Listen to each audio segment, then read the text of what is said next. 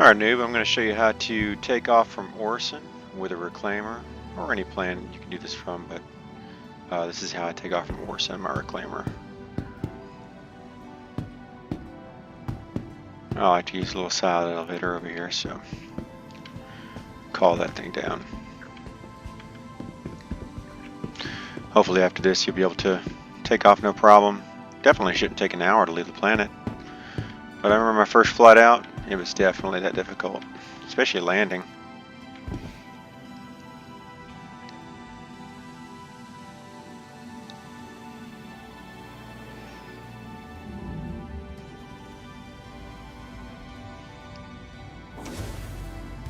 Alright.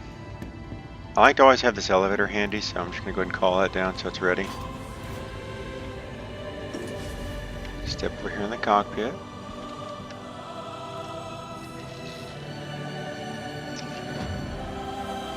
Now the less buttons you push right here, the better. So you don't want to move the ship around or mess anything up. So I push Alt in, of course, to open up a hangar bay. And then I use right Alt R to turn all my engines on and turn my power on.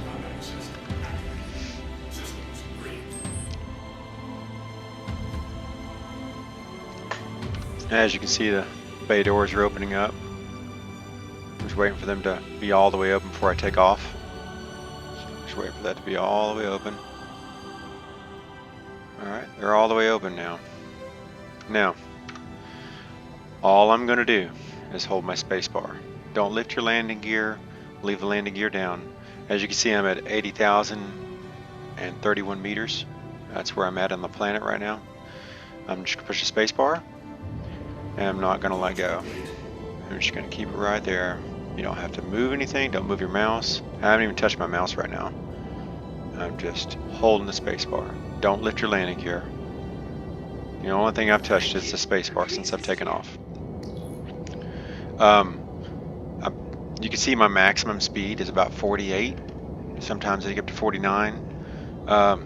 You can turn the boost up with your mouse just so you can continuously hit boost and get up to about 70. But it's not that much faster. Just hold the spacebar. That's good. If for whatever reason you start having drift, like I don't know if you're paying attention to where my cursor's at, but you can kind of see how it's in between 5 and 10, and it's kind of slowly working its way up to 10 right now. I like to go straight up, so I'm going to move my mouse down just a little bit so that I can get my cursor lined up with 0. That way I know that this ship is going straight up. And I'm going straight up if I'm at 0. And the goal is, on the right side over there, to get up to 90,000. So right now I'm at 83,500. And I'm just going to keep holding the space bar, not doing anything else other than dragging my mouse down every now and again just to get it back down to 0. Just like that.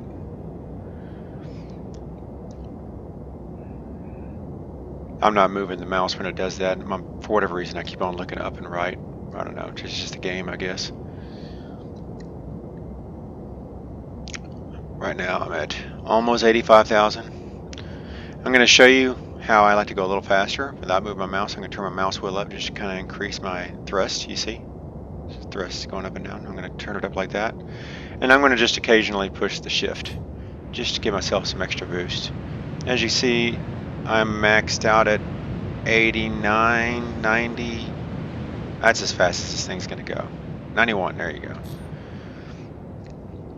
But you see how it drifted up? Now I've got to drag it back down because that boost kind of moves the ship a little bit when you boost. It's just got more boost in the front than it does in the back.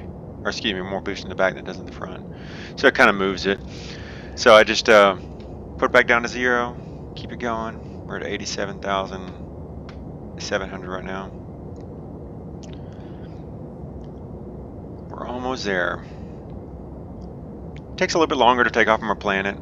I suppose it's to each his own, whether you want to deal with the asteroids or whether you want to take off from here.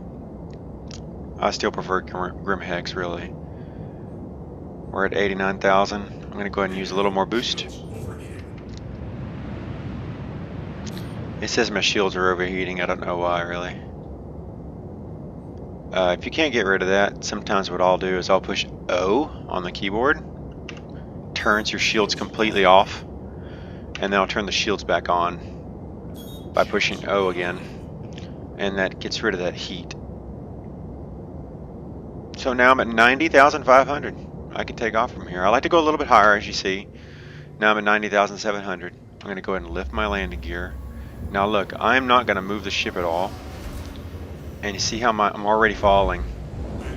780, 770. You're constantly falling, so don't go right above 90,000, because you'll start falling. You need to be ready to go ahead and get in this map and set you a course. Just choose yellow, just somewhere away from the planet so you can get out of this gravity zone and boost out, man. Once you're away from this planet, you don't have so much gravity pulling you down. I've already fallen 200 meters just from my landing gear being up. There we go.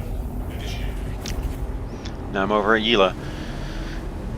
Now, once you're in space and you're not within 10,000 meters of a planet or a moon, you won't drift toward a planet. So I can sit right here and I won't get sucked into the planet. Now, with that said, if I turn my power off or my engines off completely like this, now my engines are off, and turn my power off, one, your shields roll down. Two, it will start drifting toward something with gravity. So just keep your engines on, keep them on all the time, and then your ship won't drift. It will stay in place. Anyways, I hope that helped out, man. As you can see, I jumped out of the planet, got all the way over here in 6 minutes and 50 seconds from the hangar bay. I hope that helped.